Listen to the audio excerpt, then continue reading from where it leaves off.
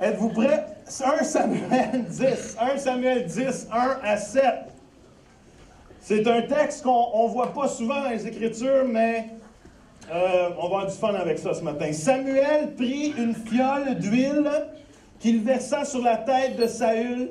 Il l'embrassa et dit, l'Éternel t'a désigné par onction pour que tu sois le chef de son héritage. Aujourd'hui, après avoir quitté, tu trouveras 2 hommes près du tombeau de Rachel sur la frontière de Benjamin à...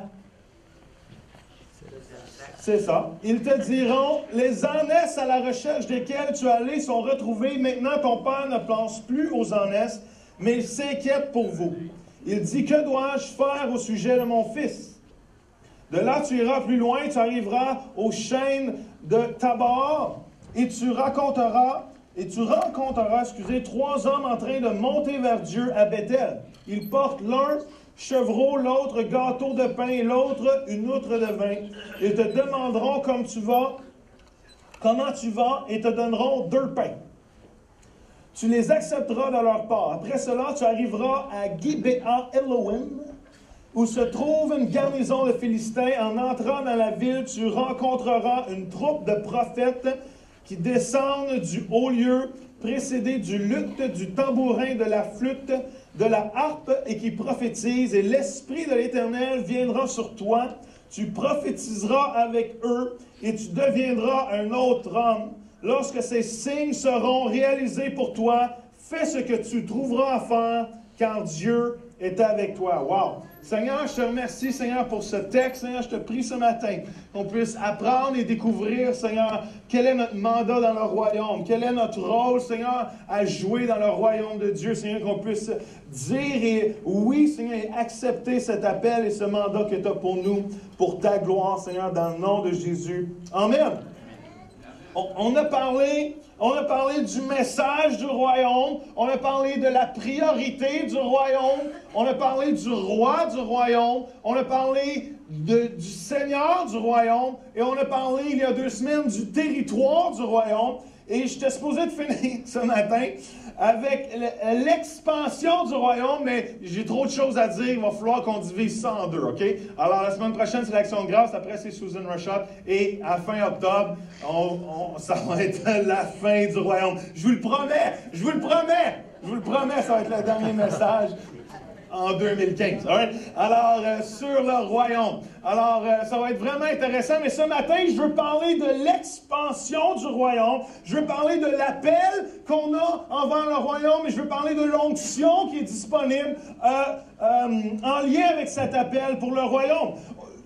Nous avons... Première chose que je veux vous dire ce matin, c'est que nous avons un mandat et nous avons un appel qui vient du royaume. Trop de chrétiens vivent sans but. Trop de chrétiens se contentent de leur vie limitée par le travail, de leurs circonstances limitées à travers la famille, et même à travers l'Église, à travers les choses de la vie, et ne réalisent pas qu'enfants de Dieu, si nous nous satisfaisons des limites de ces choses-là, nous manquons la raison pour laquelle nous avons été rachetés et nous manquons la raison pour laquelle Dieu est mort à la croix, qui est de rentrer dans son royaume et d'œuvrer à l'expansion de son royaume. Est-ce que vous me suivez? Trop de gens, trop de chrétiens se limitent à les circonstances autour d'eux sans réaliser leur mandat et leur appel dans le royaume. Plusieurs chrétiens stagnent dans leur démarche spirituelle. Plusieurs chrétiens stagnent ou même, je te dirais, régressent dans leur démarche de foi. Et la raison est bien simple. Nous manquons de focus sur notre appel.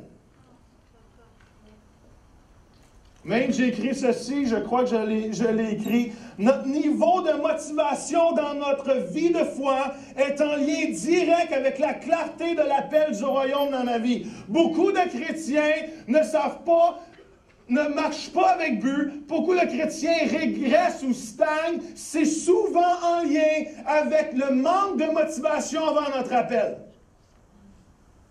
C'est le manque de clarté de l'œuvre de Dieu qui veut faire à travers nos vies, qui fait que souvent on stagne ou même on régresse spirituellement. C'est pour ça que plusieurs aussi ont fait naufrage dans leur foi, parce qu'ils se sont défocusés de l'appel de Dieu sur leur vie, se sont défocusés du mandat du royaume dans lequel Dieu les avait appelés. Est-ce que vous me suivez? Et ce matin, mon message nous appelle à nous refocuser sur les choses du royaume.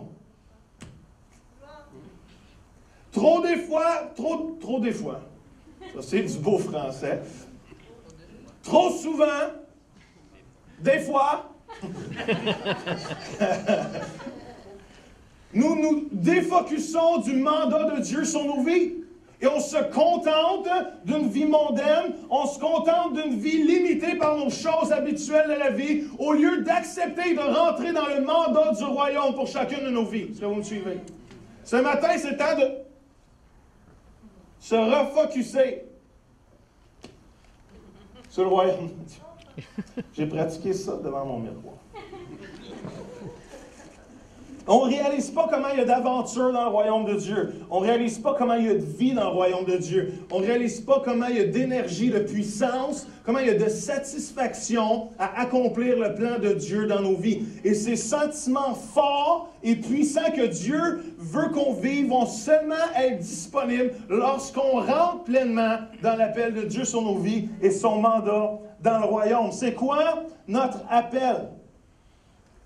Notre appel est bien simple, si on veut le définir. Notre appel, c'est les mandats de vie à laquelle Dieu nous a assignés et pour lesquels il nous a équipés pour accomplir afin de lui apporter la plus grande gloire et produire l'expansion maximum du royaume. C'est quoi notre appel? Notre appel, c'est des mandats spécifiques dans le royaume de Dieu, à laquelle il nous a appelés, à laquelle il nous a même équipés pour accomplir, afin qu'on puisse apporter le maximum de gloire envers lui et faire l'expansion du royaume de Dieu. La parole de Dieu va dire ceci, va dire que vous êtes quoi? La lumière du monde. Une ville située sur une montagne ne peut être cachée, et on n'allume pas non plus une lampe pour la mettre sous un seau, mais on la met sur un support, et elle éclaire tous ceux qui sont dans la maison. Que de la même manière votre lumière brille devant les hommes, afin qu'ils voient votre belle manière d'agir, et qu'ainsi ils célèbrent la gloire de votre Père céleste. Notre appel, j'ai écrit ceci, notre appel est de vivre d'une telle façon que le royaume de Dieu est étalé à la vie de tous. Nous sommes appelés à vivre d'une telle façon que notre vie reflète le royaume de Dieu. Est-ce que vous me suivez? Nous sommes appelés de vivre d'une telle façon qu'on est appelé à être la quoi? La lumière du monde. On n'est pas appelé à être caché dans les quatre murs de l'Église. On n'est pas à être caché sous le boisseau. On n'est pas caché si on est une lumière. La lumière, on la met à la vue pour que tout le monde voit et que les gens voient la gloire de Dieu et que les gens rendent gloire à Dieu à cause qu'on propage le royaume de Dieu. On est appelé à refléter qui il est. On est appelé à refléter sa lumière. On est appelé à refléter sa gloire d'une telle façon que les gens vont être interpellés à savoir et en savoir plus sur qu'est-ce qu'est le royaume de Dieu et lui rendre gloire pour cela. Est-ce que vous me suivez? Amen. Êtes-vous là ce matin?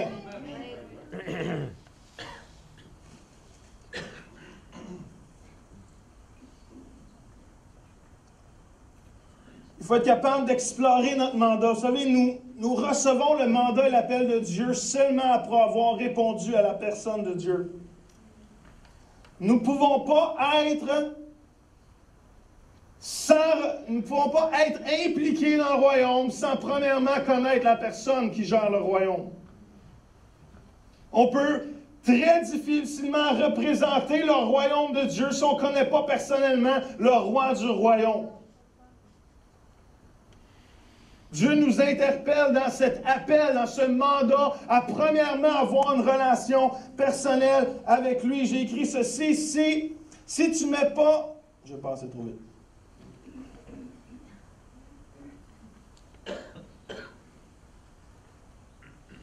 Si tu ne mets pas en relation, si tu ne te mets pas, excusez, en relation avec sa présence, Dieu ne peut pas te faire confiance avec son programme. Wow. Si tu n'es pas en relation avec la personne de Dieu, comment Dieu peut te faire confiance avec son programme? Ce verset est très intriguant et très le fun. C'est Jean 6, ça dit, lui demandèrent alors, que devons-nous faire pour travailler aux œuvres voulues de Dieu? Vous savez, ce verset-là arrive après le miracle des 5 pains et des 2 poissons. Ils sont tous excités. Ils voient 5000 personnes être nourries avec 5 pains, 2 poissons. Wow! En plus, il y a 12 paniers qui reviennent remplis de pain. Imaginez-vous quel miracle extraordinaire. Et les disciples se disent ceci, que devons-nous faire pour travailler aux œuvres voulues par Dieu? Et Jésus leur répondit, l'œuvre que Dieu attend de vous, c'est que vous croyez en celui qui l'a envoyé. Comment? Avant même de rentrer dans les œuvres, la première chose que Dieu te demande, c'est de croire en moi et d'avoir une relation avec moi. Avant même d'être capable de propager le royaume, Dieu cherche une relation. Dieu veut la relation en premier. Wow! Dieu veut rétablir le tabernacle de David dans chacun de nos vies. Il y en a, vous ne savez pas c'est quoi le tabernacle de David, je vais vous le dire. David avait cet accès particulier qui était une prémisse de ce que nous vivons, nous, maintenant, dans le Nouveau Testament. David a comme vécu un avant-goût de ce que nous vivons maintenant, ce que nous avons accès au trône de la grâce à cause que le voile est déchiré. David avait cet endroit qui s'appelait la tente de David, où il avait mis l'arche de l'Alliance, et David mettait des adorateurs dans cette tente-là, et c'était le tabernacle de David était vraiment une communication des cieux à la terre. Et David allait là, les adorateurs louaient, les musiciens jouaient et commençaient à prophétiser. Et ça dit que David se tenait dans cette ambiance-là et il écoutait la prophétie des chants, il écoutait la prophétie à travers les adorateurs. Il prenait des notes. Pourquoi? Parce qu'à chaque fois qu'il rentrait dans cette communication-là, à chaque fois qu'il rentrait dans cette ambiance-là, Dieu lui donnait une stratégie pour étendre son royaume. Même la parole de Dieu va dire que dans les derniers jours, Dieu ne va pas rétablir son Église. Ça dit qu'il va rétablir le temple de David. Il va rétablir le tabernacle de David. Il va rétablir, et il le fait à travers l'effusion du Saint-Esprit. Il le fait encore aujourd'hui, où que nous avons cet accès à la présence de Dieu, où que nous avons accès à cette ambiance spirituelle à travers la louange, à travers l'adoration, où qu'on se met dans une atmosphère, où que quand je me rapproche de lui, je peux m'attendre à un download, un téléchargement prophétique, une stratégie pour étendre le royaume de Dieu. Est-ce que ça fait du sens ce que je vous dis? C'est pour ça que la louange ne monte pas seulement de la terre aux cieux, mais il y a un aspect de la louange qui descend des cieux jusqu'à la terre. Une personne que je connais m'a dit dernièrement, pas dernièrement, il y a une couple de mois, m'a dit, Joël, j'aime pas le GU parce que tu interviens pendant la louange. C'est pour ça que j'aime pas le GU.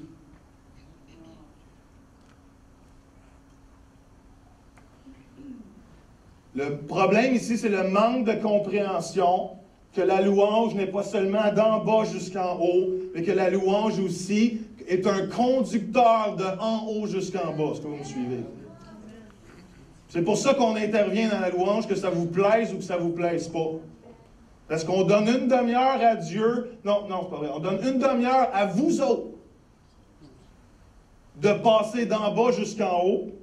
Mais on laisse la place à Dieu parce qu'il y a des moments que lui passe d'en haut jusqu'en bas. Et c'est pour ça qu'on intervient dans la louange. Pas parce qu'on aime le micro, pas parce qu'on est imbu de nous-mêmes, pas parce qu'on a besoin de s'entendre. Moi, j'ai pas besoin de m'entendre. Vous savez, les seules fois où je parle dans la semaine, c'est ici.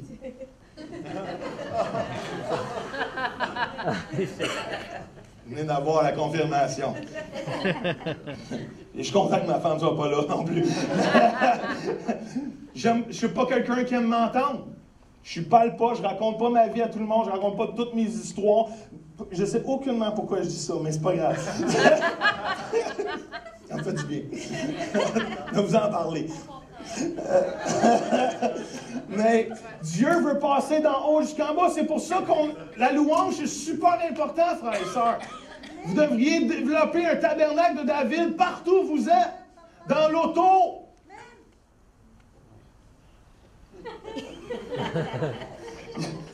Dans l'auto, et mettez de la louange au travail. Louez le Seigneur à midi. Mettez-vous de la louange dans les oreilles. Développez un tabernacle de David, un temple de David partout où vous êtes, parce que c'est dans l'ambiance de louange, dans l'ambiance d'adoration, que le conduit prophétique va descendre et Dieu va vous donner des stratégies pour expansionner son royaume. Comment? C'est super important ce que je vous dis. Et c'est gratuit. Votre appel est personnalisé. Dieu vous a donné un appel à vous, un mandat à vous. Je peux pas faire ce que Sylvia est appelée à faire et Maurice ne peut pas faire ce que moi je suis appelé à faire et mandaté à faire. Votre mandat est personnel parce que vous êtes unique. Vous êtes unique. Je ne peux pas faire ce que Séphora est appelé à faire. Et Séphora ne peut pas faire ce que Jade est appelé à faire. Nous avons tous un rôle dans le royaume de Dieu. J'ai besoin de vous. J'ai besoin de vous. L'Église n'est pas là pour applaudir les gens qui sont en avant. L'Église est là pour être une équipe ensemble qui découvre leur mandat, découvre leur appel et qui le mettent en action. C'est ça l'Église. Les 5 ministères sont juste là pour vous encourager, pour vous cheer up, pour vous donner des occasions, pour vous bâtir. Mais c'est nous tous qui sommes appelés à faire l'expansion du royaume. Comment? Vous ne payez pas un pasteur pour qu'il fasse la job à votre place. C'était libérateur, ça. L'appel nous requiert un engagement personnel. Comment? Dieu demande tout de nous. Faut que je me dépêche. Dieu demande tout de nous. Dieu demande notre vie. Dieu demande tout ce que nous avons, tout qui nous sommes, tout ce que nous possédons. Même Paul va dire ceci d'une façon quand même assez radicale. Ce n'est plus moi qui vis, mais quoi? C'est Christ qui vit en moi. Car ma vie humaine actuelle, je la vis dans la foi au Fils de Dieu qui m'a aimé et a donné sa vie pour moi. Comment? On peut-tu arrêter de se contenter d'une vie mondaine et de réaliser à quel point l'appel de Dieu sur chacun de vous est important et comment le Créateur nous a interpellés, rachetés, sauvés, fait entrer dans son royaume afin de propager son royaume. Comment? L'Église, dans le mot sauver, est dangereux parce que le mot sauver souvent nous a donné l'image en tant qu'Église d'être sorti du monde et ne plus avoir aucun lien avec le monde parce qu'on rentre dans une bulle aseptisée d'Église et à l'extérieur, il y a le méchant monde et dans l'Église, il y a les sauvés. Et c'est comme, tous les semaines, on retourne au bunker de sauver pour être sûr que dans la semaine, on toffe la run jusqu'à temps qu'on revienne au sauveur de bunker le dimanche d'après. Au bunker de sauver. Au sauver de bunker. C'est à peu près la même affaire. Et l'Église, depuis sur des décennies, je vous le dis, des décennies, et je crois que c'est en train de changer. On n'est plus de ce monde, mais on est dans ce monde. Amen.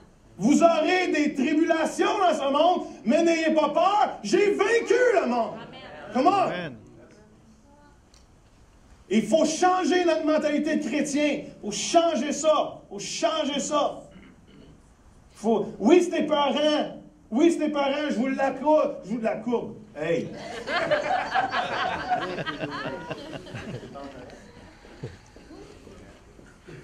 Tous les gens qui nous écoutent sur l'Internet, accourde est un nom féminin qui ne s'accorde pas avec le subjonctif présent. Mais je veux vous... Êtes-vous encore là? Oui. Je vais vous parler de Saül ce matin. Ce texte, on ne le voit pas souvent. Ce texte, vraiment, vous n'avez pas souvent entendu prêcher. Mais je crois que ce texte est vraiment un encouragement pour nous en tant que gens du royaume à prendre notre place en tant que roi. Et le texte qu'on voit, c'est l'appel de Dieu envers Saül pour être le premier roi d'Israël. Avant David, il y a eu Saül. Et Samuel, cet homme de Dieu, vient rencontrer Saül et lui dit, c'est toi qui vas être le prochain roi. Vous savez, Saül a bien commencé. Saül était une bonne personne. Saül était le oint de Dieu. Saül était une personne que Dieu choisit. Même si ça n'a pas fini comme on s'attendait, je veux juste vous dire ce matin que les cieux prennent toujours des risques. Dites avec moi, je suis un risque pour Dieu.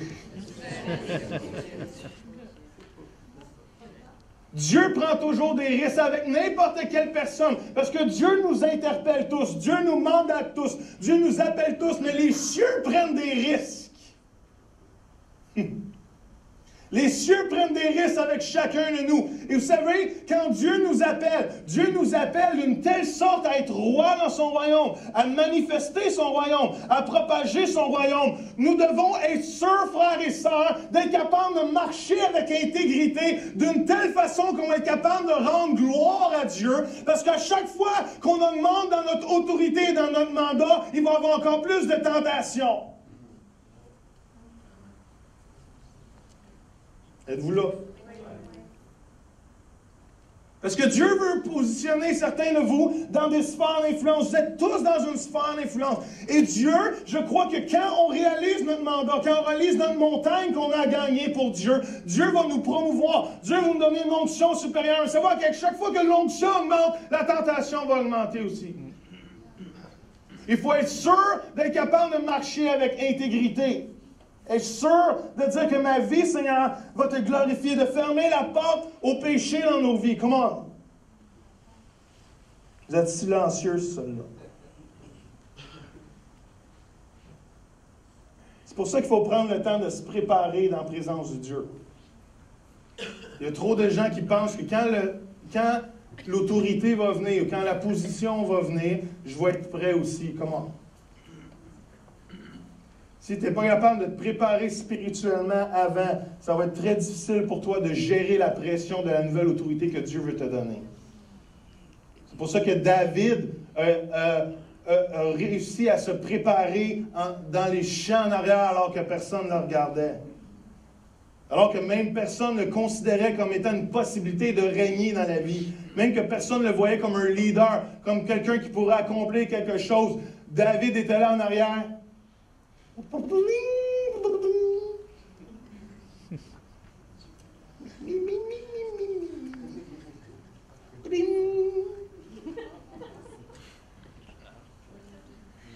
L'Éternel est mon berger,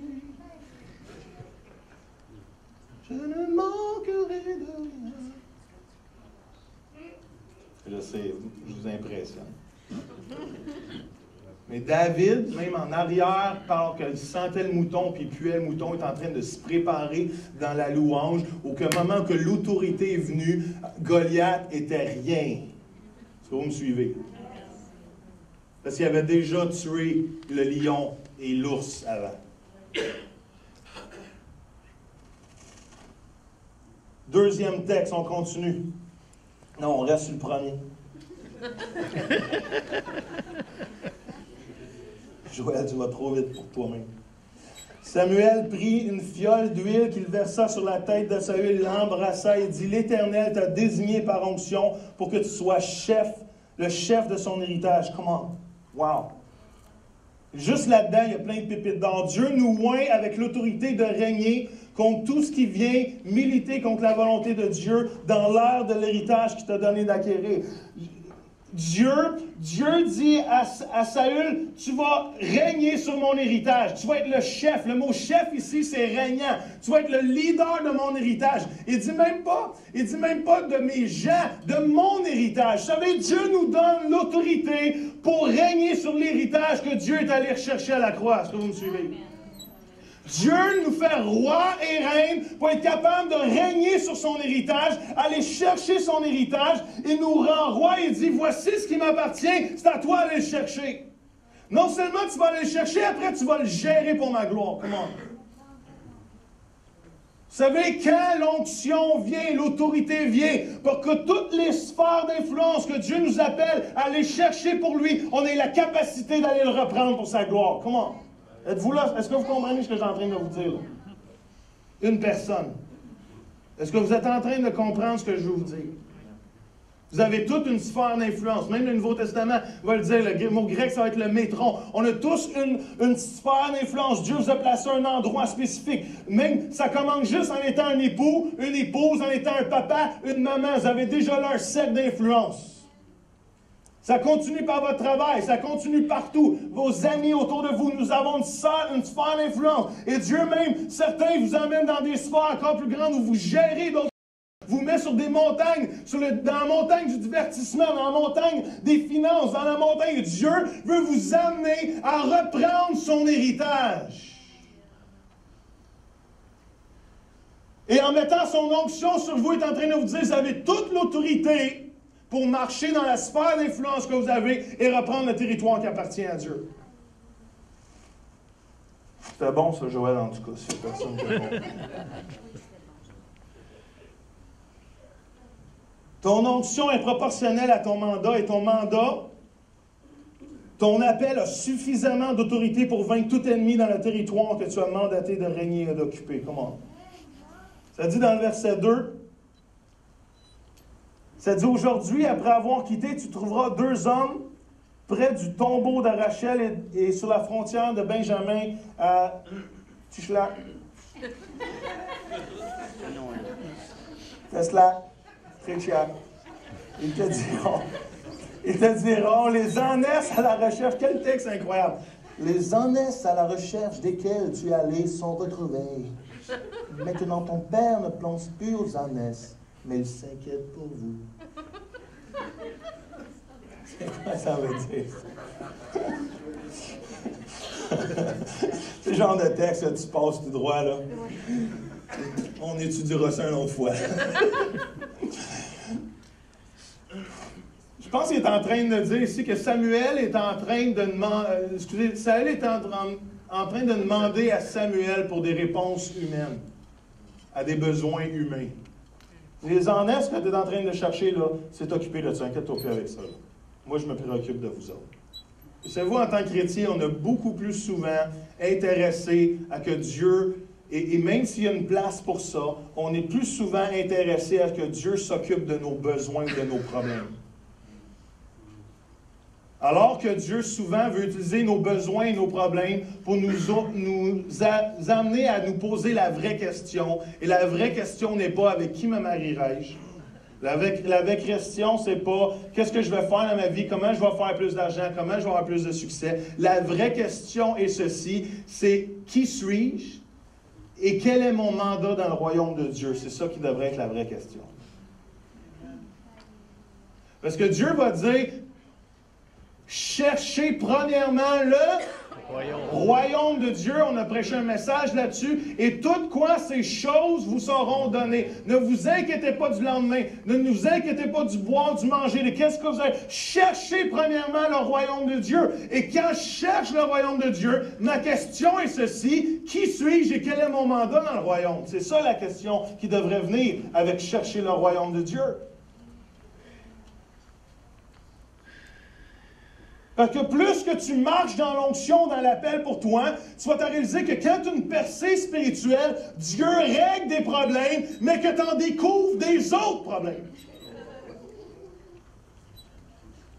Tu vas t'apercevoir que quand tu as une victoire spirituelle, les problèmes se tassent, il y a des choses qui règlent, mais quand tu marches dans une nouvelle onction, une nouvelle autorité, tu rencontres d'autres problèmes. C'est pas que dans la vie chrétienne, il y a toujours plus de problèmes, c'est qu'il y en a toujours des meilleurs.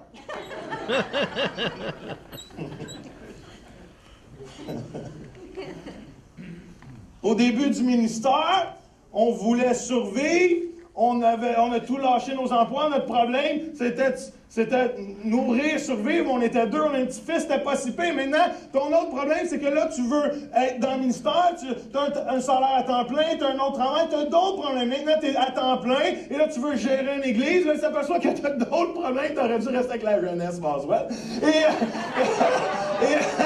Et là, tu t'en vas au cinéma, et là, tu veux une nouvelle bâtisse, et là, tu t'aperçois que tu as des méchants autres problèmes à régler. Plus que tu montes dans l'onction ou dans le mandat que tu as pour toi, tu vas avoir des problèmes. Il y en a encore, c'est juste qu'ils sont juste meilleurs. Bien, Jesus.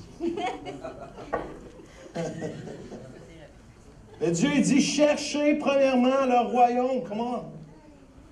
Cherchez premièrement le royaume.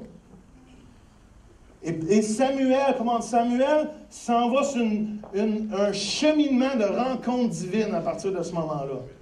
Saül rencontre 2 personnes à la tombe de Rachel. Saül rencontre 3 personnes dont ils vont lui donner du pain. Et ensuite, Saül va rencontrer une compagnie de prophètes qui descend de Bethel. Laissez-moi vous dire que plus que tu te rapproches du territoire que Dieu t'appelle à occuper pour son royaume, non seulement l'onction va être là, mais aussi il va y avoir des rendez-vous divins qui vont t'amener à mettre en place l'image que Dieu t'a donnée pour sa gloire. Comment?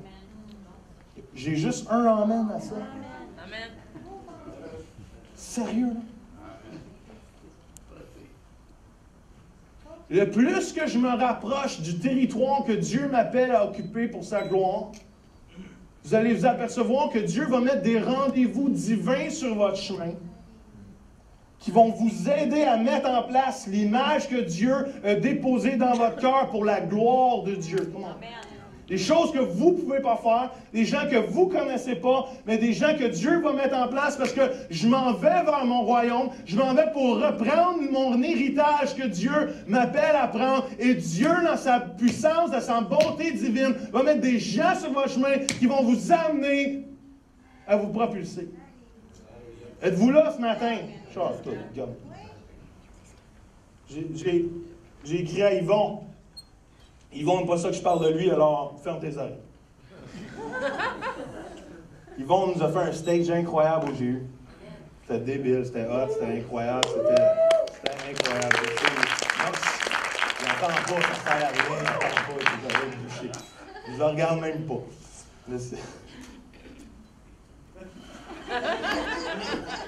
J'ai dit Yvon, merci, parce que ce stage-là, moi, si moi j'aurais fait ça, là, ça aurait été comme un dessin d'un enfant de 2 ans, right?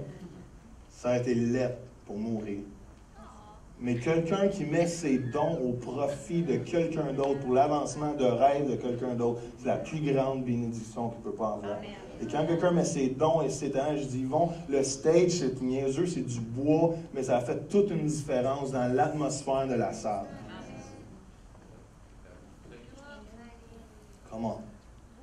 Cette semaine, je rencontre quelqu'un que je ne connaissais pas, que je connais pas, que je connais maintenant. Il me dit, Joël, j'étais au GU, j'ai vraiment trippé, je veux t'aider à ramasser des sous pour le prochain GU.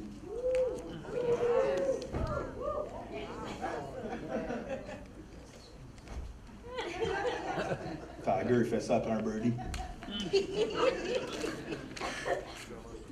Hein? Qui aussi fait ça. Dieu va mettre des chemins. OK, on continue. Êtes-vous là? Oui. On continue. Il me reste un peu de temps. All right. Après cela, tu arriveras à Gibéa Elohim, où se trouve une garnison de Philistins. En entrant dans la ville, tu rencontreras une troupe de prophètes qui descendent du haut lieu précédés de luttes, de guitares électriques, de drums, de bass, de piano, de flûte traversière, de la harpe, doit être pesant à traîner ça, et qui prophétise. L'Esprit de l'Éternel, quoi, viendra sur toi. Tu prophétiseras avec eux, tu deviendras un autre homme. Lorsque ces signes seront réalisés pour toi, fais ce que tu trouveras à faire, car Dieu est avec toi. Come on, wow! Est-ce que vous réalisez le poids des versets qui sont là-dedans? Vous savez que Gibéa Elohim, ça veut dire la montagne de l'Éternel.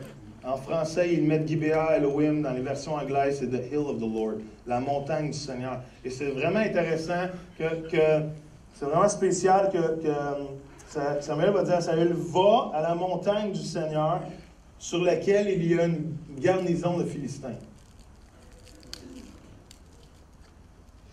C'est la montagne du Seigneur, mais il y a une garnison de Philistins. Une autre preuve que Dieu nous appelle à reprendre l'héritage auquel il appartient.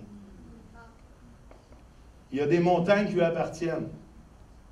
Je sais pas si vous vous rappelez, j'ai fait un message à un moment donné qu'il y a des gens qui prêchent une révélation qu'il y avait 7 montagnes dans ce monde à aller gagner pour Dieu. L'Église, la famille, le gouvernement, l'éducation, le divertissement, les arts, les affaires. C'est ça. 7 montagnes. Qui à peu près summarize, je ne sais pas comment dire en français, là, mais résume, merci, qui résume les 7 sphères d'influence dans ce monde. Et qu'en tant que chrétien, Dieu nous appelle à aller chercher ces montagnes-là. Et il y a des garnisons philistines sur... Philistines? Il y a des garnisons de Philistins sur ces montagnes-là. Philistins, ça fait un nom de vache. Je ne sais pas pourquoi, là, mais il n'y a pas des vaches qui finissent par... Holstein? C'est ça. Holstein, c'est ça. Holstein. Même ça, on s'entend même pas sur le nom de vache, même toi. Alors, il y a une garnison de Philistins. Une garnison de Philistins sur la montagne du Seigneur. Vous savez, on n'a rien inventé. On a juste découvert. Parce que tous les arts, c'est en nous. L'éducation, c'est en nous. Dieu a toutes déposé ça. On est fait en l'image. On n'a pas inventé l'éducation. L'être humain n'a rien inventé, il a juste découvert. Et on est appelé à aller chercher ces montagnes-là. Et Dieu nous appelle à aller rentrer dans ces montagnes-là. Même s'il y a des garnisons philistins sur ces montagnes-là, même s'il y a des gens qui n'ont pas l'influence de Dieu, qui gèrent ça, Dieu nous appelle à aller ces montagnes-là, à gravir tranquillement ces montagnes-là et mettre des chrétiens dans des positions d'influence afin de changer l'atmosphère et réclamer le royaume terrestre pour sa gloire. C'est ça le but de Dieu. C'est ça, vous savez, une de mes plus grandes tristesses, c'est que dans ma génération, on nous enseignait de ne pas aller à l'université parce que Jésus revenait bientôt. Ah. Ça, c'est ma plus grande déception. Vous le savez, dans les années 80, là, c'était Jésus revient bientôt, Jésus revient bientôt, Jésus revient bientôt, soyez prêts, Jésus revient bientôt. Et on a arrêté de motiver ma génération en particulier. Et je suis sûr qu'il y en a qui vont pouvoir dire, on a arrêté de les motiver à dire, allez à l'université, allez étudier, allez dans les sphères d'influence, gravez des montagnes de leadership parce que Dieu va vous utiliser. Ou bien à la place, on s'est caché en dessous du pupitre du pasteur de prédication. On s'est acheté de l'eau, on s'est acheté des cannes de tomates en spécial à 24 pour 5,99. On dit, attention, Jésus revient bientôt. 88 raisons pourquoi Jésus revient en 88. Le bug de l'an 2000, 7 ans avant les tribulations, en 97 et demi, le 6 juin, on va être enlevé. Attention au bug, Jésus revient, mon fils Jeffrey est né. Le 31 décembre, à minuit, moins quelque chose. Vous voulez le bug, il est là.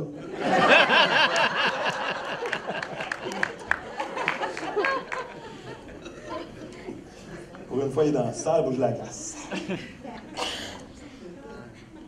Wow! C'est bien ça. Au moment que tu commences à t'approcher du territoire que Dieu t'appelle à prendre et t'occuper pour lui, l'onction prophétique va commencer à te transformer en la personne qui peut prendre la montagne à laquelle Dieu t'appelle. Merci, chérie. Je te sors à dîner juste pour ça.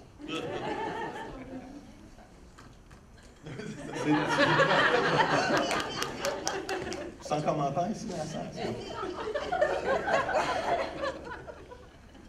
Demander l'onction de Dieu, c'est très dangereux.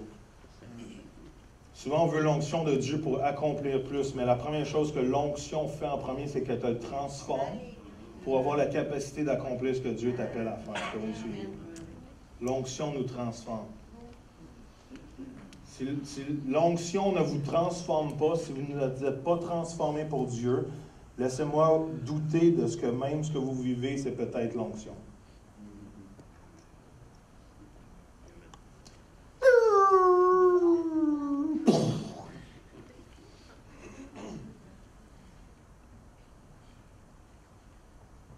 Plus que... Ça va être bon. Êtes-vous prêts? Je me prépare, je vous prépare. Plus que je me rapproche du territoire de Dieu, plus que je vais vivre l'onction nécessaire. Plus que je me rapproche... Non, je recommence. Plus que je me rapproche du territoire laquelle Dieu m'appelle à prendre pour son royaume, plus je vais vivre l'onction nécessaire pour prendre ce territoire. Amen. Vous dites Amen? Attendez maintenant. Et je m'inclus là dans ce que je vais dire, OK? Parce que je ne suis pas au-dessus de personne. Mais trop souvent, on a déjà beaucoup trop d'onction. Et on a déjà beaucoup trop... Juste pour que ce soit bien filmé. Au cas où qu'on prenne une capsule. Des fois, on a déjà beaucoup trop d'onction. Puis on a reçu déjà beaucoup trop de prophéties. Et pourquoi on est frustré qu'on ne vit rien de ce qu'on a reçu ou de ce qu'on connaît comme onction? C'est parce qu'on ne se rapproche pas assez souvent du mandat de laquelle Dieu nous a appelés à prendre pour son royaume. C'est pour ça, oui, c'est ça. C'était pas un amen, ça, c'était un ouch.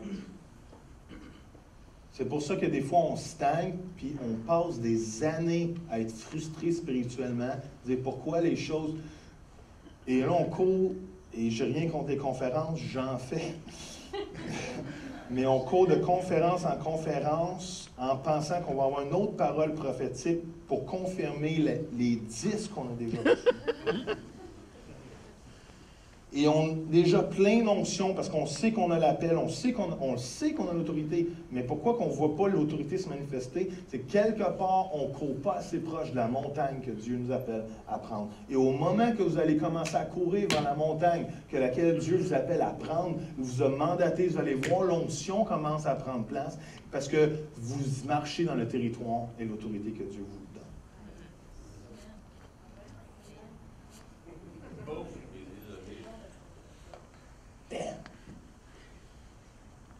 Et je finis avec ça. Quand tu as changé un autre homme, tu es libre d'improviser car Dieu est avec toi. Et Dieu ne nous voit pas comme des zombies. Dieu ne nous voit pas comme des zombies. Dieu nous donne la possibilité d'improviser dans son royaume. Parce qu'il était avec moi. Et quand on comprend qu'est-ce que ça veut dire être avec moi, on revient à mon premier point, que l'appel de Dieu est probablement un appel à la personne de Jésus-Christ et non au programme de Dieu. Est-ce que vous me suivez? Parce que plus que je me tiens proche de lui, et frères et sœurs, est-ce que vous savez c'est quoi, après le salut, savez-vous c'est quoi le message le plus important? Deux morceaux de robot pour ça. Savez-vous c'est quoi le... Hein? L'intimité.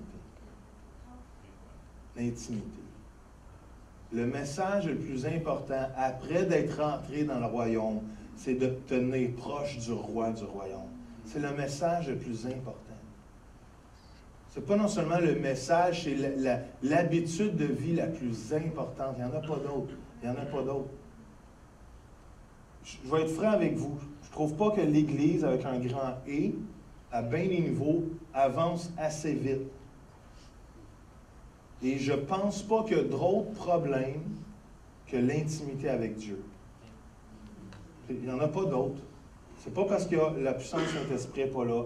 Ce n'est pas parce que Dieu ne veut pas agir.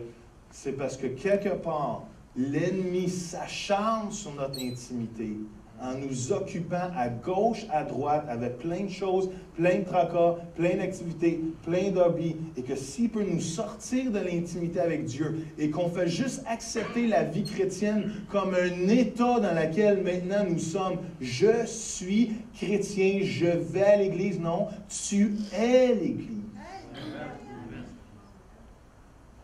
Et je me parle à moi, je vous parle à vous, il faut apprendre à garder notre niveau d'intimité au paroxysme quotidien avec lui.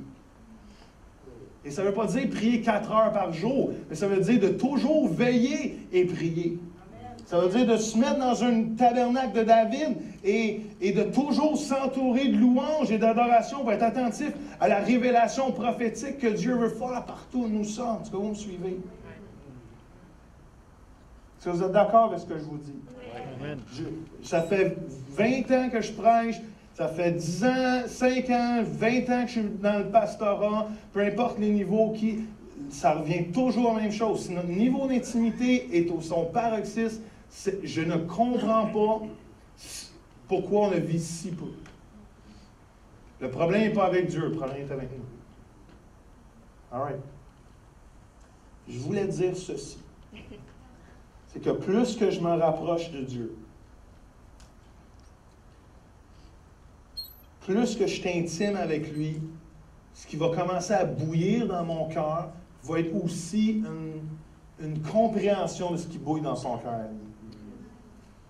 Si je suis loin de Dieu, je risque de m'enflammer, de m'énerver pour plein de choses. Mais si je suis proche de lui, si je me tiens proche de lui, je suis en train de me prouver à moi-même que quelque part, ce qui commence à bouillir dans mon cœur, qui commence à s'installer, que ce soit pour quelque chose ou contre quelque chose, quelque part vient de son cœur à lui aussi. Est-ce que vous me suivez? Et il transforme mon intelligence. Il transforme qui je suis. Je suis renouvelé. Ça, c'est tellement important. Je pense que je retourne à prêcher là-dessus bientôt. Mais il faut être renouvelé dans notre intelligence. On est tellement pris par des concepts humains, frères et sœurs. On est pris par des philosophies humaines. On ne le réalise pas. On est pris par des styles de vie chrétiens, pas chrétiens, mondains.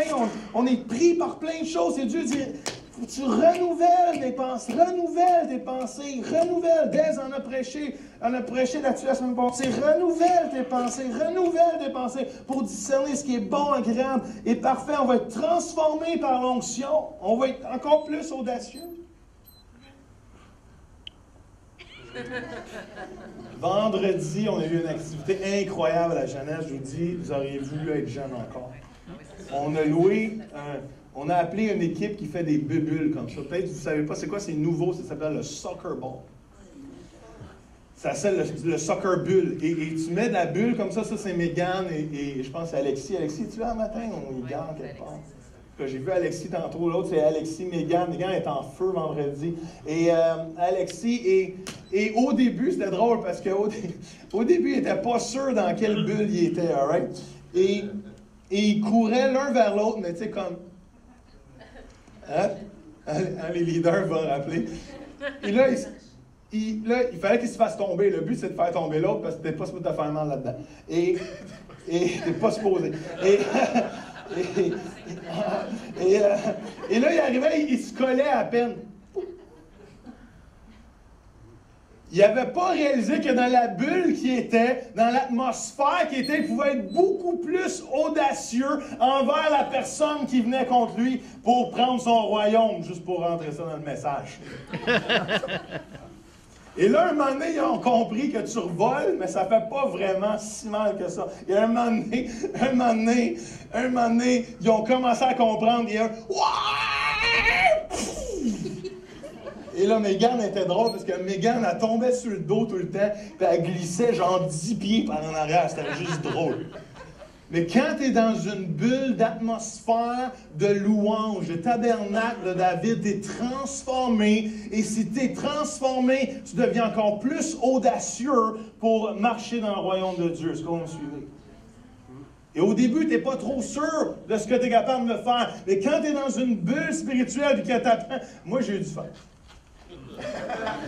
Un moment donné, il y avait les 4 petits ensemble. Il y avait ma fille, Émilie, Justin, Christophe et Lauriane Gosselin, les 4 plus petits de la gang. Et j'ai dit, je vais aller les sauver. Hallelujah, praise the Lord.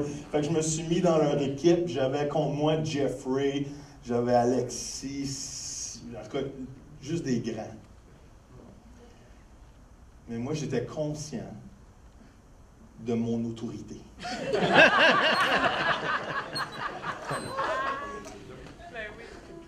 Parenthèse, 215 livres.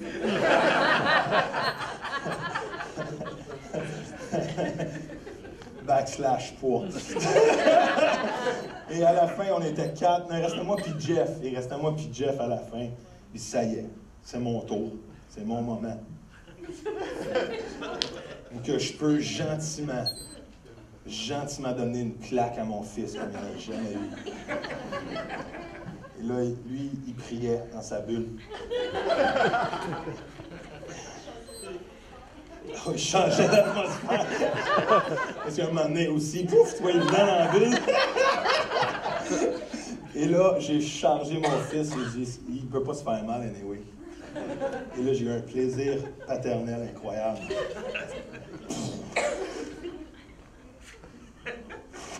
Et mon fils, en l'intérieur, criait « Maman! » All right. J'ai épuisé mon temps. Mais je crois que c'est important ce que je vous dis ce matin. Je voulais prier pour chacun de vous. Bien, pas pour chacun de vous, mais ceux qui veulent. Mais le temps va me manquer ce matin. Ce qui va faire qu'on va le faire la semaine prochaine. All right? La semaine prochaine, c'est un temps de louange et d'adoration. Mais il y a un temps que je vais faire. Je pensais avoir de l'huile ici à l'église, mais finalement, je pense qu'on n'a pas de flacon d'huile. On va s'en trouver cette semaine, parce que la semaine prochaine, je vous encourage d'être là si vous pouvez. Et je veux vous imposer les mains avec l'onction de Dieu. Parce qu'on est tous, je vous dis, on est une église, moi là, je crois en vous autres, pas à peu près. On est une église incroyable. Je n'ai jamais vu autant de dons et talents au pied carré que dans cette église. Je vous dis, Dieu a mis des dons et des talents incroyables ici. Savez-vous c'est quoi ma prière présentement? C'est Seigneur, donne-moi les outils nécessaires en 2016 pour vous mettre tous dans la bonne chaise, pour que vous prendre expansion dans le territoire que Dieu vous appelle à prendre. Parce que, je vous l'ai toujours dit, pour moi, prêcher, c'est pas mon plaisir le plus dans la vie. Prêcher à la même gang à tous les dimanches, c'est le fun, j'aime ça, on a du plaisir. Mais tant qu'on ne rentre pas dans le mandat du royaume, je vais prêcher ma vie. J'ai un dentier devant vous encore. Dans bientôt.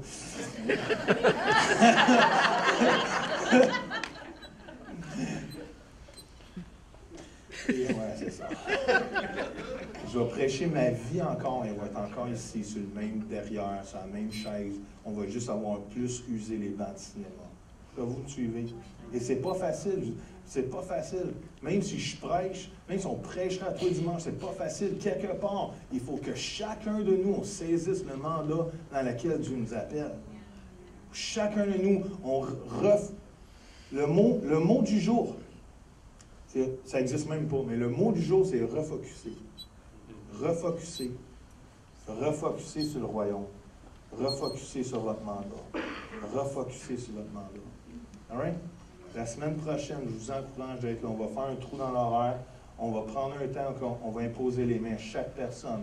Il dit, moi, je veux rentrer dans ma sphère d'influence. Je veux reprendre le royaume que Dieu... Il faut comprendre. Réécoutez les messages cette semaine. Je vous dis, ils sont bons. Ils sont vraiment bons. Réécoutez les messages. Je vais aller comprendre. C'est important que vous compreniez le concept du royaume. C'est le message de Jésus-Christ. Il n'y en a pas d'autre.